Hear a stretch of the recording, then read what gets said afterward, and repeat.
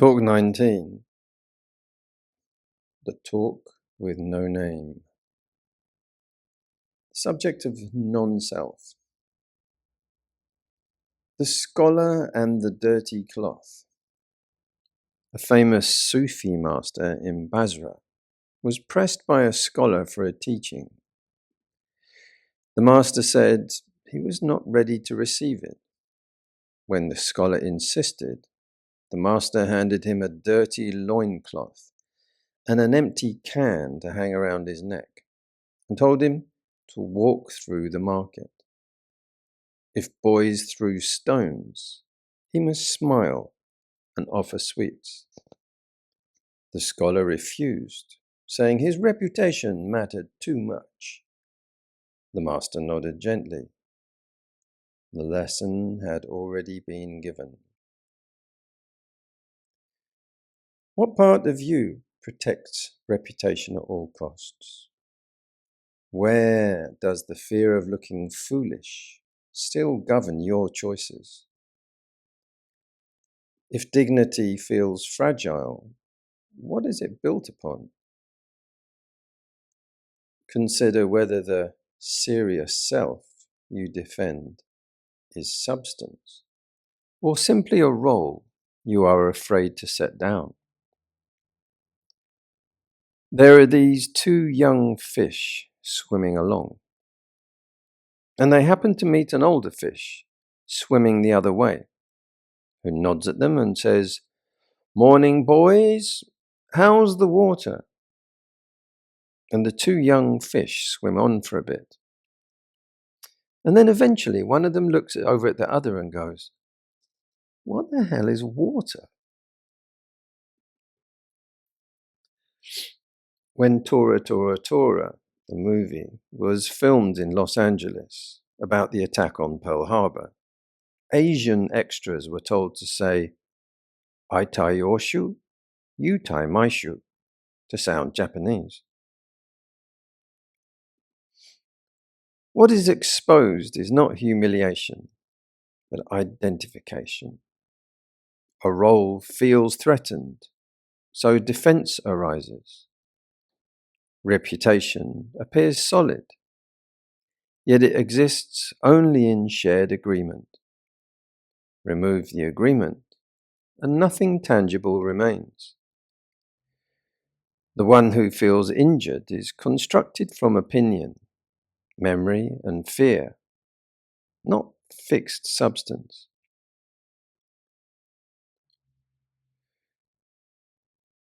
Zhuangzi's Butterfly Dream. One night, Zhuangzi dreamed he was a butterfly, drifting lightly among flowers, carefree and content. He did not know he was Zhuangzi. He was simply a butterfly. When he awoke, he was once again Zhuangzi, lying in bed. But he wondered, was he Zhuangzi who had dreamed he was a butterfly, or a butterfly now dreaming he was Zhuangzi? The boundary between dreamer and dreamed seemed less certain than before. He sat quietly, unsure which so-called self had truly awakened.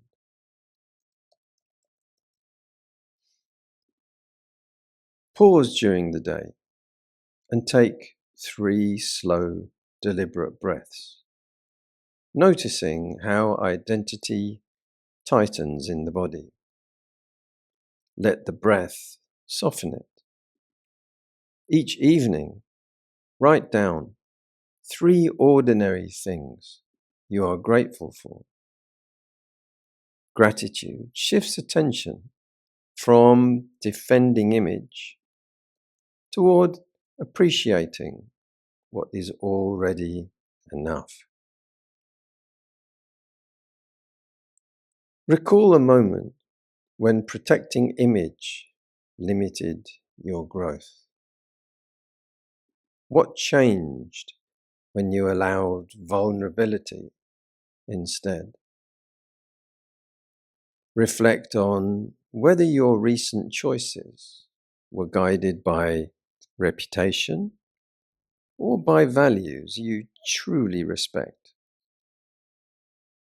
Transformation begins when conduct aligns more with conscience than with applause.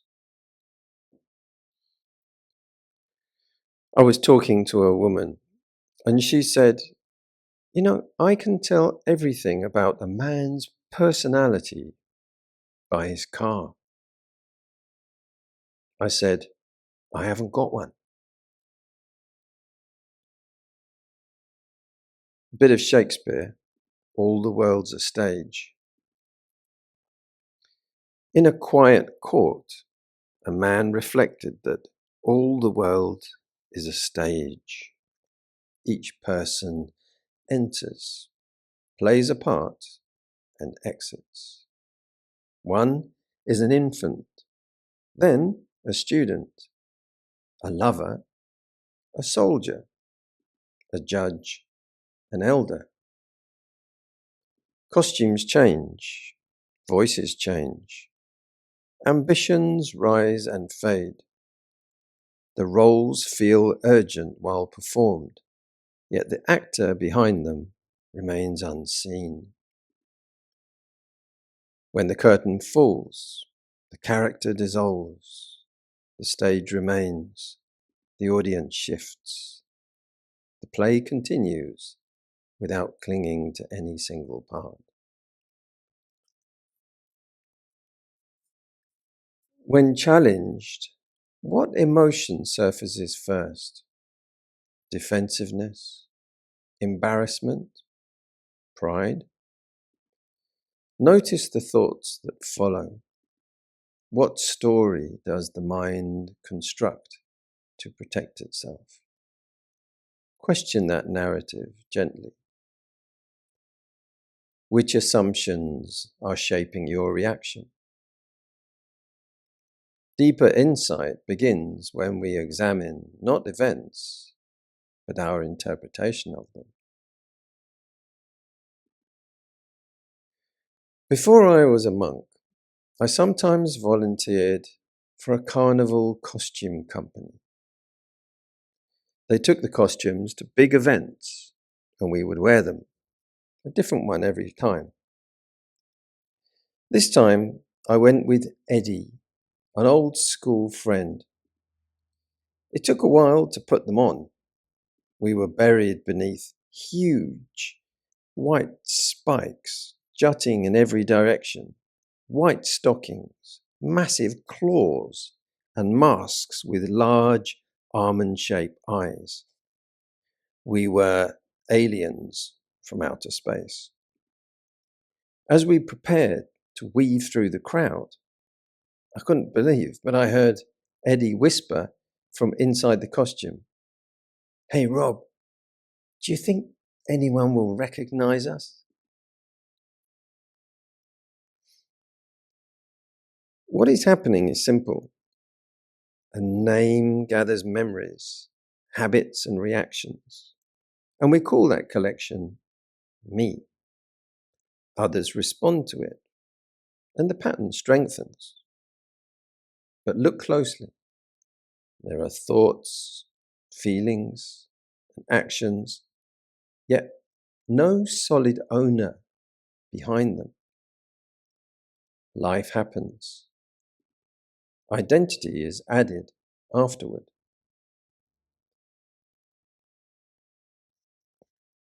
The ship of Theseus. A famous ship was preserved in a harbour for generations. Whenever a plank rotted, it was replaced. Whenever a mast cracked, it was renewed. Over time, every board, sail, and nail was exchanged for new parts. Visitors still called it the same ship. One day, someone gathered all the discarded original planks and rebuilt them into another vessel. Now there were 2 ships. Which one was the real Theseus? The one with the smooth, new, continuous form? Or the one with original, rotted, cracked pieces? The harbour fell silent. Who could answer? When distress appears, pause and notice the thought, this is happening to me. Gently question it. Where is the me located? In sensation? In memory? In reaction? Feel the body directly. Experience breathing without adding a story. Observe how feelings change on their own. Ask, is this owned or simply arising?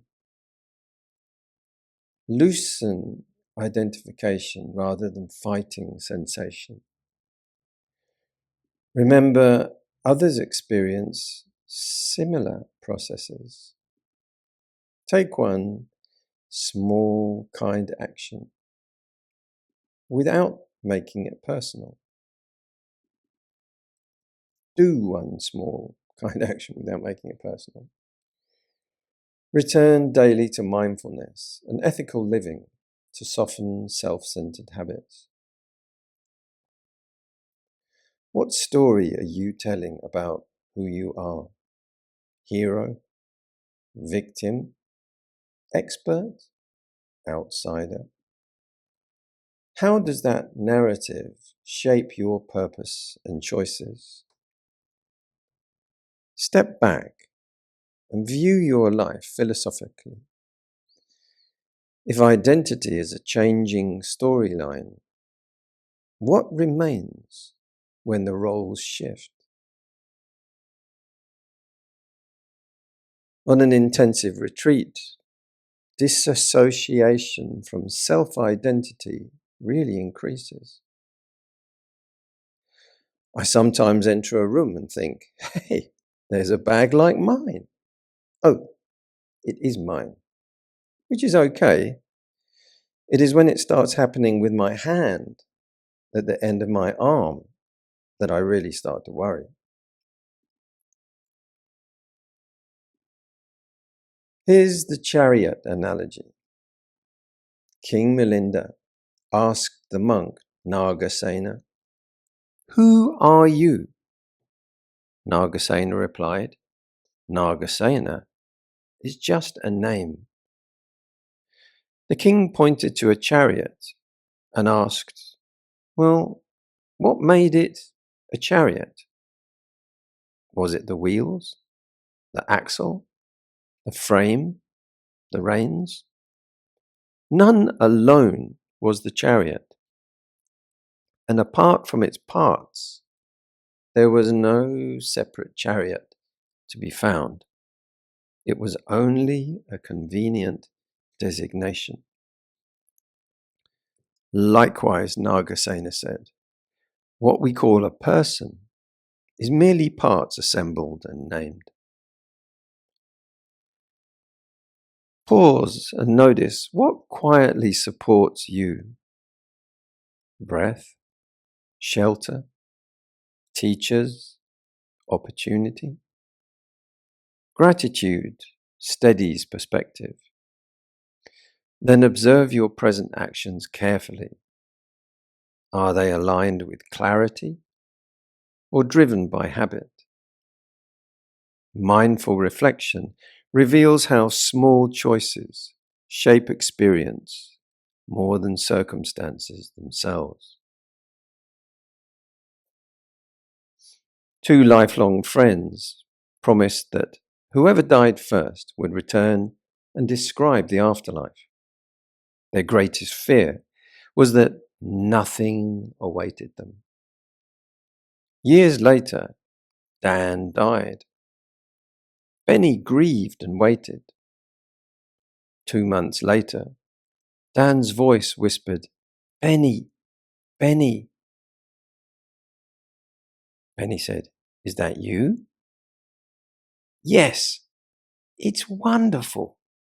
I wake, I love, I eat greens, I run in the sun, I love again, I rest, and I repeat all day across wide open fields with endless blue skies and soft grass stretching far beyond the horizon."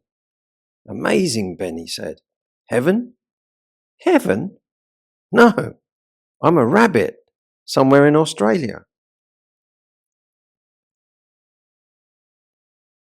So notice how quickly the mind says, "I am this," or "I am that." As a success appears, "I did it." A mistake appears, "I failed." Yet both are moments passing through awareness.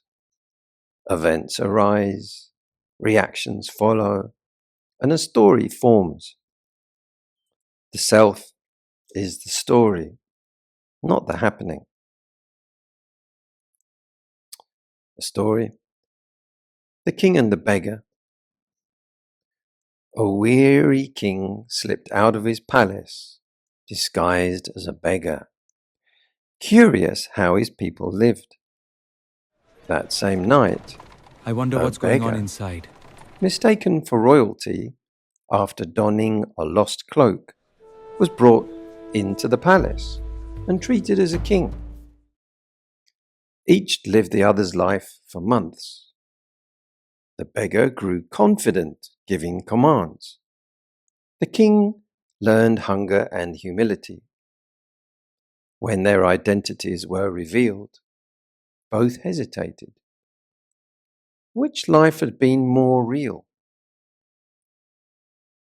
It turned out the crown and the rags felt strangely interchangeable.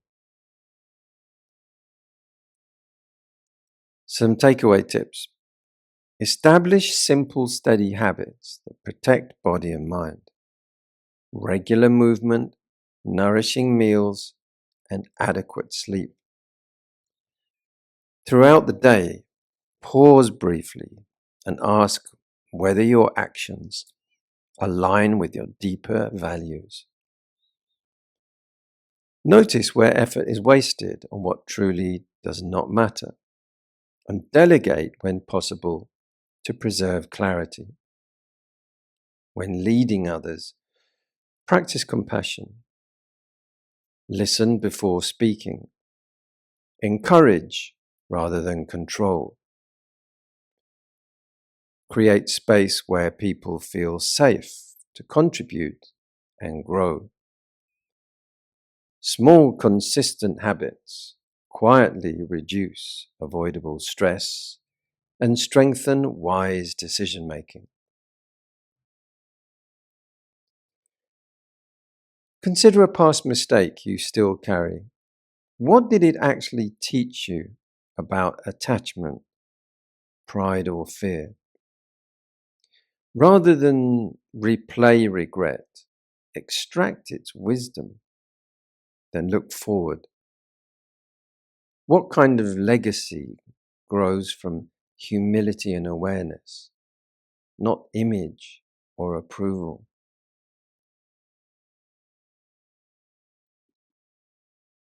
A man rubbed a bottle and a genie came out. "Okay," the genie said.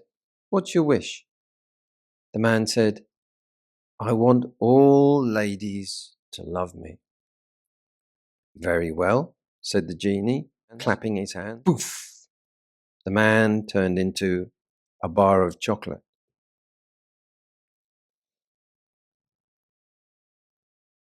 The world's greatest problem. A young reporter spotted a Buddhist monk at an airport and asked, "What is the world's greatest problem? Global warming? Hunger? Corruption?" The monk smiled. "Who are you?" "I'm a reporter." No, that's your job." "Ah, John Smith." No. That's your name. A human being. No, that's your species. Back and forth they went until the reporter laughed. All right, I don't know who I am. The monk nodded gently. That confusion, he said, is one of the world's greatest problems. Noticing how your understanding of self shifted over time. What once felt solid may now seem flexible. How have your ways of thinking, deciding, and solving problems matured? Growth appears not in adding identity, but in seeing more clearly how it forms and dissolves. My school friends and I, we still stay in touch online. Recently, there was a school reunion and all the guys were there. A classmate said to me, your ears must be burning. I was feeling very proud, but it turned out he was only saying that because he had sold me some reject Bluetooth earbuds. Look closely at experience. Sensations arise, thoughts comment, emotions move, decisions follow. Each appears and fades. Nowhere can a fixed controller be found. There is functioning, responding, adjusting, but no solid center directing it all. The sense of me is a useful label, not a separate entity. In the Mosquito and the Bull, a tiny mosquito buzzes around a bull, stinging him and boasting about how much pain he is causing and how important he is. He tells the bull, I hope I'm not wearying you, and promises to leave if the bull has had too much. The bull barely notices and replies, I didn't even know you were there. You may leave for all I care. The lesson on non-self. This story highlights the inflated ego, the self, the gnat, the mosquito, which believes it is the center of the world. The lesson is that we are often less significant than we think, and the world operates fine without our personal drama or interference. To make it good, establish simple daily habits that support clarity of mind and steady energy, nourishing food, sufficient sleep. Take brief reflected pauses during the day to ask whether your actions align with your deeper values.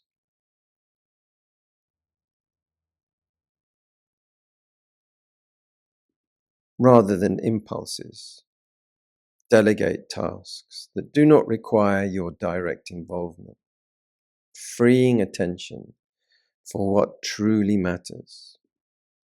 When guiding others, practice compassion. Listen carefully, respond calmly, and create environments where people feel respected, included, and encouraged to grow without fear. What is the self that you are defending in work and life? Is it essence or arrangement? Philosophical inquiry loosens certainty. Acceptance follows. Limitations and opportunities arise within conditions, not ownership. When we stop insisting on a fixed center participation becomes lighter and wiser.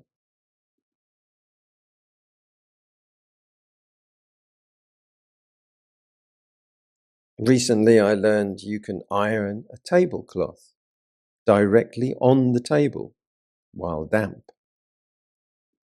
Pleased with how smooth it looked, I tried the same method with my monk's robe, but the scars on my chest are healing slowly. The self is like an orchestra. Violins, drums, flutes, and brass each play their part. Music arises from coordination, timing, and conditions. If you search for the music separate from the instruments, you can't find it. Stop the players, and the symphony fades. Yet while it plays, it feels unified and real. What we call self is like that music, emerging from body, thought, memory, and perception working together. Not from a hidden conductor inside, but from harmony in motion. While working at a show called Blind Boys of Alabama, I was taping white strips on black stage steps. The stage manager bent down and said, Rob, they are blind. So they weren't going to be able to see the strips at all. Later, during the peak of the show, the band walked down the steps in line, holding shoulders, singing into the crowd. We stared, we followed them by staring, and then I looked at our stage manager. You see them? Nope, they were gone. We had lost the band. The self is like a whirlpool in a river. You can point to its shape, yet no drop remains.